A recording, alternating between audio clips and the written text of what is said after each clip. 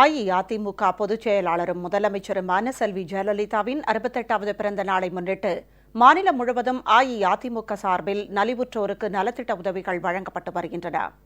இரத்த தான முகாம் மற்றும் சிறப்பு மருத்துவ முகாம்களும் நடத்தப்பட்டு வருகின்றன.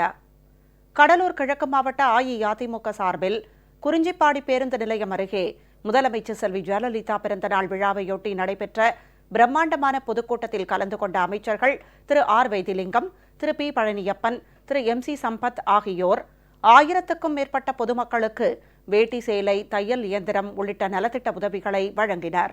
இதில் நாடாளுமன்ற உறுப்பினர் திரு அருண்மொழி தேவன், சட்டமன்ற உறுப்பினர்கள், கழக நிர்வாகிகள் மற்றும் தொண்டர்கள் திரளானோர் கலந்து கொண்டனர்.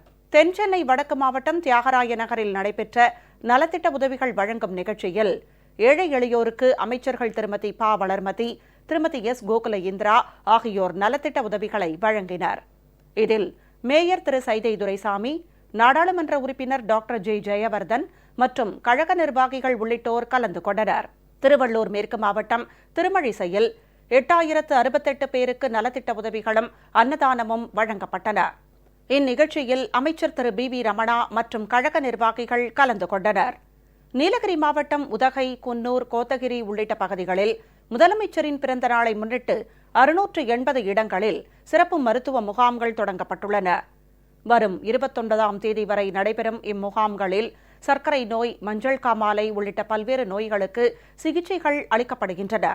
உதகை அரசு மருத்துவமனையில் நேற்று நடைபெற்ற சிறப்பு முகாம் தொடக்க நிகழ்ச்சியில் நாடாளுமன்ற உறுப்பினர் திரு KR அர்ஜுனன், டாட்கோ தலைவர் திரு S கலைச்செல்வன் உள்ளிட்டோர் கலந்து கொண்டனர்.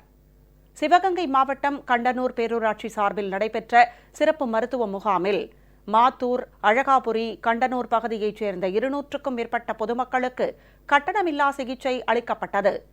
நெல்லை புறநகர் மாவட்ட கழக இலக்கிய அணி சார்பில் சேரன்மாதேவியில் உள்ள ஸ்ரீ ராமகிருஷ்ணா ஆதரவற்ற பள்ளியில் 100 மாணவர்களுக்கு சீருடைகளும் அன்னதானமும் வழங்கப்பட்டன.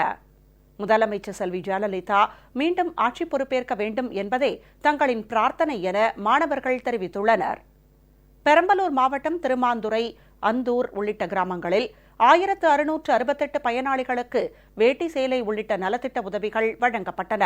அரியலூர் மாவட்ட கழக மருத்துவ அணி சார்பில் தத்தனூர் தனியார் கல்லூரியில் இரத்த தான முகாம் நடைபெற்றது. ஏராளமான கல்லூரி மாணவர்கள் பங்கேற்று இரத்த தானம் வழங்கினர். நாடாளுமன்ற உறுப்பினர் திரு சந்திரகாசி மற்றும் கழக நிர்வாகிகள் கலந்து கொண்டனர். கும்பகோணம் பாதாள காளியம்மன் ஆலயத்தில் நடைபெற்ற குத்துவிளக்கு பூஜையில் கழக நிர்வாகிகள், தொண்டர்கள் உட்பட ஏராளமானோர் கலந்து கொண்டனர். பொதுமக்களுக்கு இனிப்புகள் வழங்கப்பட்டன.